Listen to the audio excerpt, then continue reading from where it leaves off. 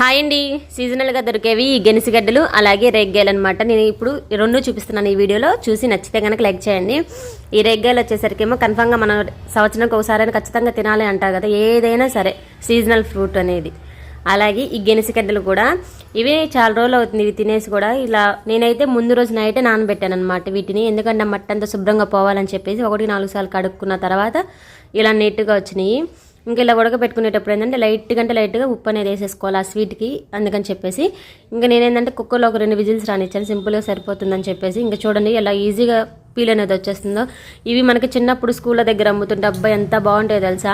ఇవి కాల్చినవి కానీ అలా ఉడకబెట్టినవి కానీ నాకైతే చాలా ఇష్టం, బాగుండేవి. ఎందుకంటే అందులో వాళ్ళ దగ్గర ఏంటంటే కొంచెం ఎక్కువసేపు స్టాక్ అనేది ఉంటుంది కదా, అందుకని ఆ స్మెల్ అనేది ఇంకా ఎక్కువ వస్తుంది. ఈ కాల్చింది అయితే ఇంకా అద్దరిపోయింది టేస్ట్ అయితే. చాలా రోజులైంది ఇలా కాల్చుకొని తినేసి. ఒకప్పుడు అయితే నిప్పులు ఉండేవి, ఇప్పుడు నిప్పులు లేకపోయినా పొయ్యి మీద ఇలా కాల్చుకొని తింటున్నాను. నచ్చితే లైక్ చేయండి.